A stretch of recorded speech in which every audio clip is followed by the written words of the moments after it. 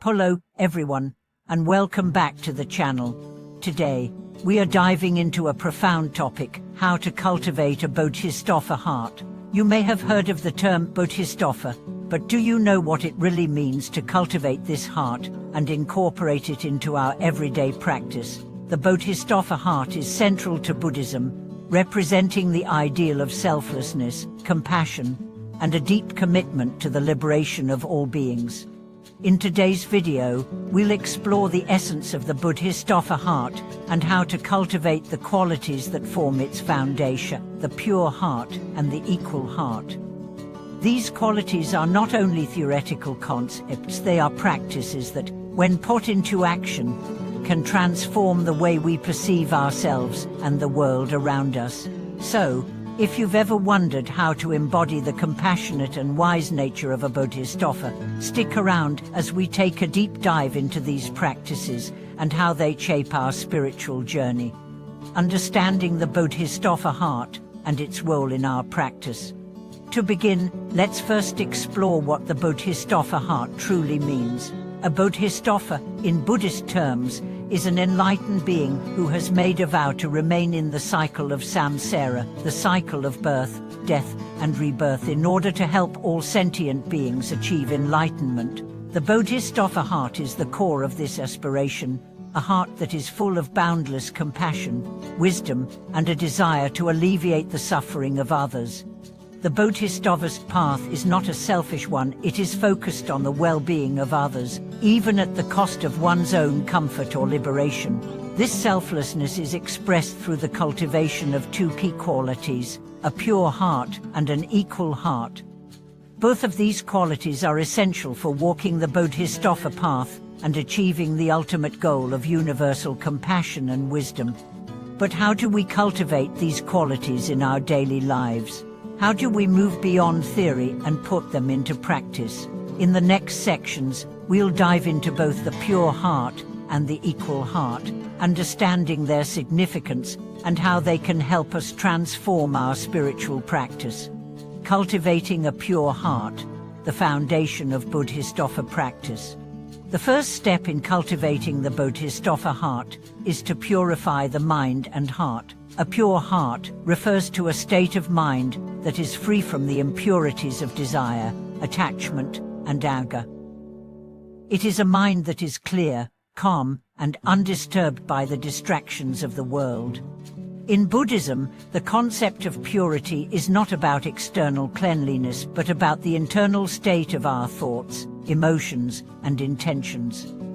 A pure heart is one that has let go of greed, hatred, and ignorance, the root causes of suffering. Instead, it is filled with virtues like kindness, patience, and understanding, which allow us to engage with the world in a way that benefits both ourselves and others. The process of purifying the heart is not an easy one. It requires mindfulness, self-awareness, and the consistent practice of ethical conduct. This means we must regularly examine our actions, thoughts, and motivations, ensuring that they align with our goal of cultivating compassion and wisdom. Meditation is a powerful tool in cultivating a pure heart. Through meditation, we can quiet the mind, let go of distractions, and become more attuned to our inner states. The practice of mindfulness, where we observe our thoughts without attachment, is also crucial. By doing this, we create the space for our hearts to become purer, free from the clutter of negativity. The role of an equal heart in Bodhisattva practice. Along with cultivating a pure heart, the Bodhisattva also embodies an equal heart. An equal heart is a heart that sees all beings as equal, without judgment, attachment, or bias. It is a heart that does not discriminate based on status, appearance, or past actions. The Bodhisattva heart is one that sees all beings as worthy of compassion and seeks to alleviate their suffering equally, regardless of their circumstances. An equal heart is essential for a Bodhisattva because it reflects the wisdom of seeing the interconnectedness of all life. In our daily lives, we are often caught up in distinctions, whether it's judging someone for their actions, separating people into categories of good or bad, or holding on to prejudices. However, the Bodhisattva sees beyond these distinctions, recognizing that all beings are interconnected and that every sentient being has the potential for enlightenment. To cultivate an equal heart, we must work to eliminate our biases, judgments, and attachments.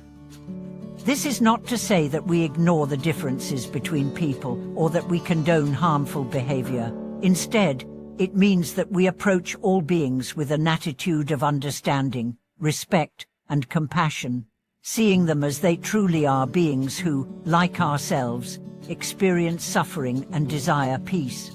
Cultivating an equal heart also involves letting go of the desire for personal gain. As a Bodhisattva, the goal is not to seek personal happiness or rewards, but to serve others selflessly. This practice is often challenging because it requires us to shift our mindset from one of self-interest to one of universal compassion. Yet, it is through this shift that we can truly begin to embody the Bodhisattva path. Practicing purity and equanimity, overcoming the challenges of the Bodhisattva path.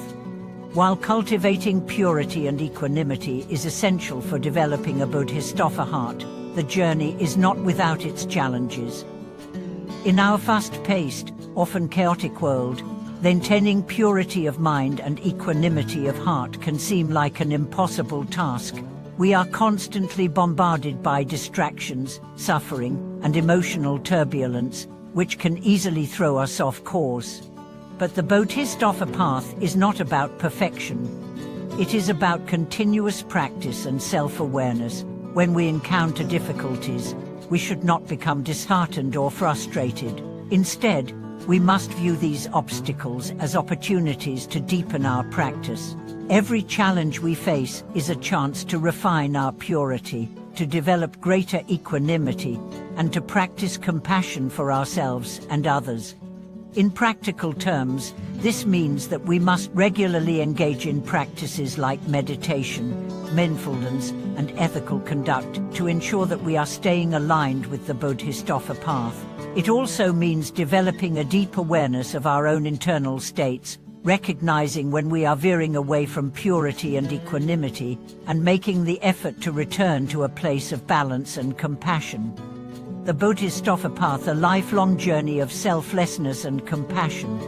As we continue to cultivate a pure heart and an equal heart, we are reminded that the Bodhisattva path is not a short-term goal, it is a lifelong journey.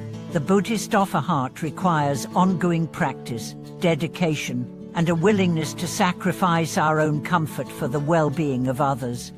However, the more we practice, the closer we come to embodying the ideals of the Bodhisattva. Through our efforts, we gradually align ourselves with the universal compassion and wisdom that define the Bodhisattva path. The Bodhisattva heart is not something we can attain in a single moment, it is something that unfolds over time. As we continue to cultivate the qualities of purity, compassion, and equanimity. At its core, the Bodhisattva path is about transforming the way we relate to the world and to other beings. It is about transcending the ego and moving toward a place of selflessness, where we act not for personal gain, but for the benefit of all beings. As we walk this path, we find ourselves growing in wisdom, compassion, and understanding, gradually becoming more aligned with the true nature of reality. Closing thoughts, gratitude, and invitation for reflection. Thank you so much for watching today's video on the Bodhisattva heart. I hope this exploration of cultivating a pure heart and an equal heart has provided some insight into the essential practices of the Bodhisattva path. Remember, the Bodhisattva heart is not about achieving a perfect state, it is about continuous practice, self-reflection, and selfless compassion. If you enjoyed today's video, please consider liking, commenting, and subscribing. We would love to hear your thoughts and experiences. How do you cultivate purity and equanimity in your own life? Let's continue supporting each other on our spiritual journeys and share our insights for the benefit of all beings. Thank you again for joining us, and we look forward to seeing you in the next video.